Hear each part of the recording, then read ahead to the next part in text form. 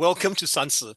Before I start, let me just clarify. I think when we talk about wanting drastic improvement, whether it is in individuals or whether it's a team culture, whether we're talking about performance in an organization, it usually breaks into three of what I call the three H's. You want better performance, it can be from your thinking side, we call that the head. It can be the doing or implementation side, which is the hands. And it can be the growing side, where coaching comes in, we call it the heart. My area of expertise and what I'd like to introduce today is thinking. It's about the head. For that reason, I'd like to introduce myself as the head coach. And my focus is really on raising the quality of thinking in organizations. The next few minutes that I'm going to be sharing with you will be about a program that has been successfully implemented in these companies here. And with some of these companies, the program Sansi has already been applied for 10 years and beyond. So it's something that's very well proven and somewhat effective. I'm very proud to share this with you. When we talk about Sansi, we're really talking about three levels of thinking. So this is a tale of three levels of thinking. Very quickly, the first basic level is called logical thinking. Logical thinking applies, as you can see from this chart, across the organization, junior, middle, to senior management. It's absolutely essential because without this, you cannot come to a good solution. This is all about finding the best solution quickly.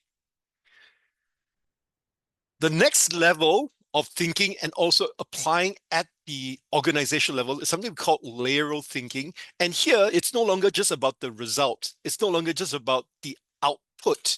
It's about the final outcome. We call this objective orientation. Do you make the best decisions so that you can achieve your objectives, right? And this is why lateral thinking is synonymous with excellent decision making. And it normally manifests itself at the middle to senior management level. Finally, there is the top management or senior level of thinking. We call this strategic thinking. Here, orientation is of the future. So it's not how you get things done. It's not what you do, but literally, when do big trends impact the organization? And what do we need to do to transform in order to be ready for this? So it's a bit like the person that looks across the horizon, helping you prepare for change.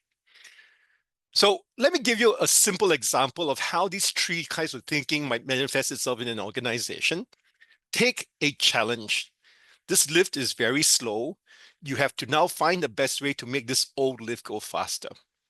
Now, if it's given to the junior manager, in this case here, he or she's task would be exactly said, how do you make an old lift go faster? It's about coming up with the right decision, arriving at a conclusion very systematically, very methodically. Now, before we talk about what it's exactly done, let me give you an example of what happens when you lack logical thinking. If at this level, when you're supposed to make very logical conclusions, if you are not well grounded, you may lack clarity in your thinking. You may not even know what the problem is. When you analyze it, it can be very chaotic. You jump from A to B because you're not been taught. Usually engineers do this very well, by the way, very methodical. Another common red flag that you see would be the answers to the actual question is very limited. If you're in HR, for example, raise pay. Nothing beyond just a very simplistic solution. That's lack of logical thinking. You may not make decisions based on data. You just go, yeah, I think that's the best answer. You go by your gut, and that's not good enough. There's lack of structure, and ultimately, you don't get to the root cause of any kind of problem solution or an opportunity exploitation. You just go with your gut. Do you recognize any of these red flags in your organization? Because if you do, at this very fundamental level, you may already have a very catastrophic deficiency, the lack of logical thinking. So what we do at Groom Talent is we help organizations at this level create what we call result orientation. Result orientation means we train all levels of management to use models. This is the proven way to get to the best solution better, meaning you do not reinvent all solutions. You just use what has been proven time and time again. When you use models, you become highly efficient, very, very speedy.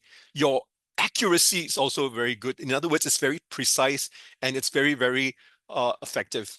And that's great for what we call problem solving. At Groom Talent, some of the things that we advocate would be these focus areas. We do pyramid planning and MISI decision trees, just like is taught and used in McKinsey.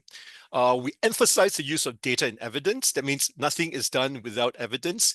If you're really good at this, you're going to master the use of Fermi estimates.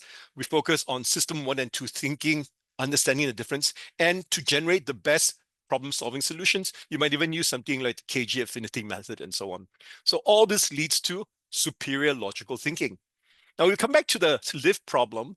What would the junior manager, or in this case, a junior engineer, suggest? Well, he would now create a model that says, don't just make the lift go faster by replacing the lift, consider repairing the lift, upgrading the lift, operating the algo to make it work faster by software, or actually reduce the demand on the lift. All these are options to make the lift go faster.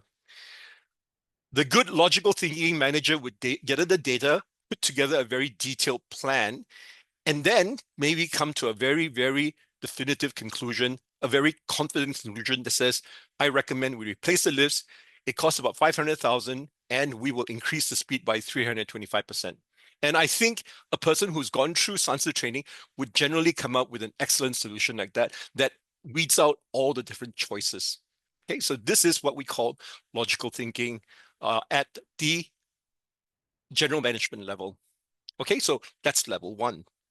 Now, how can we adopt the same approach, but now looking at what we call the middle management level, where it is about layeral thinking? What is layeral thinking? Like I said, layeral thinking is about decision making. The middle manager or the layeral manager is actually the one, by the way, who assigns the junior the manager task that says, please find the best way to make the lift go faster. So the layeral manager, the middle manager, is actually the crucial one that decides what to do, sends it down to the junior manager that says, please execute this in the best way that you've been taught. So the layeral manager, the middle manager here, when we see certain symptoms, here, let's look at the red flags again. If you don't get well trained in this, you have very fixed ideas. I only know 1 or 2 tricks. I only think in terms of the main stakeholders. My mind is not broad. It does not anticipate the needs of multiple stakeholders. We ignore our higher purpose. You only focus on certain things, like a library is only about lending books. It's not about the higher purpose, which is education. You have a very poor understanding of something crucial called systems thinking. And the result is the problem recurs. You get unintended consequences. You don't know why this happens because you don't have this training. And finally, very easily swayed by groupthink to say, that's what we will do. We've always done it this way. All these are the red flags when you are at the middle management level and you lack layeral thinking, right?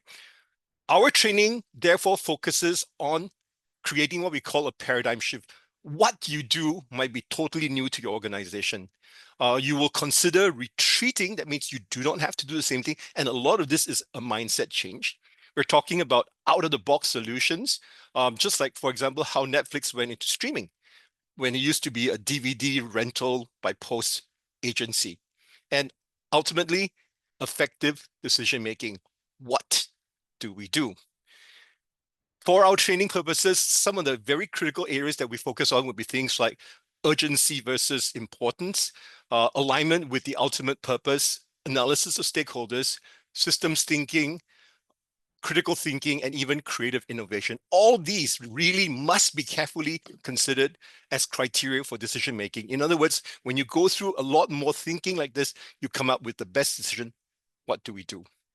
If we come back to the same problem, this middle manager might consider one option, make the lift go faster, right? Logical decision. But a good, well-trained layeral manager then starts to answer this question: what's the higher objective of making the lift go faster? Well, it's lower complaints, make the lift ride better. And now the flexibility in a layer manager is that you can now come down, consider other options that achieves the same higher objective.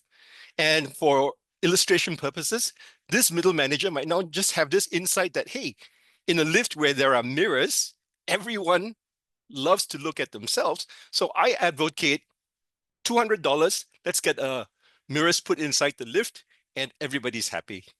So you see, middle managers decide what to do. But don't forget, he or she still then assigns the menial task to the kakia, the junior manager. Please find the best vendor to install mirrors in our lifts. All right, so that's layer thinking. Now, very, very quickly, I'm going to now just run through what are some of the things in the highest level, which is strategic thinking. Now, at this level, strategic thinking is about future orientation. So when we talk in terms of future orientation, let's talk again about what happens when you don't have this training or grounding. Well, you're always very short term. You only plan for the present. You don't understand major trends like AI or what's happening between the US-China standoff. Your thinking is linear. In other words, it is not about compound interest, it's about simple interest. You do not see huge trends that impact you. There's a lot of waste of resources, and for that reason, teams are also not aligned internally. Ultimately, people lacking in strategic thinking, even if they're very, very keen on progress, they miss the boat. They are followers. So this is the crucial one where we really need to spend our time outwards. When we do strategic thinking modules for middle to senior managers, we talk about future orientation. We go through a very detailed program learning to scan the environment. We conclude things with a very nice way to tie things together, looking into strategy mapping, ultimately looking to transformative thinking. What does the whole organization need to do to now become a lethal weapon, right? This is a very simple model of what we do. We call this the VUCA orange. We go systematically from far external, near external, internal changes that needs to happen for you to be a top performing organization. All right. Now, quickly wrapping up, what does the senior manager do to contribute to this elevator problem? Well, they're all about the future. In this case here, the senior manager is well aware of the future and she recommends do nothing. Why? Because I am aware we're going to sell this building anyway, so don't bother wasting the money. Simple. The point I want to make, it's not about the money that's saved from $500,000 to $200 to 100. No, it's really about the proper use of information and data, allowing to make the best decisions at every level all the time. So in summary, this is really the 3 levels of thinking that we are passionate about, and we have programs for each of this. I just want to quickly introduce the words 2D, 3D, 4D. It's a very good way to think of this analogy of thinking. If you're 2D, you only look at a map. You're only going forward. The Chinese saying for 2D thinking is 思维, which means see the danger. And that's because you've already been given this task. You've already been given this task and you only need to move forward. You have no choice of going backwards. 3D allows you to see it at a high level and you can also go backwards. So the Chinese word for this is 失退. You allow the choice to retreat. And last but not least, 4D thinking, which is about time, is now about 思变. Think about transformation to be ready in time for the future. As I mentioned, these are used successfully in these organizations. Let me share with you my last slide, which is really what we offer at Groom Talent.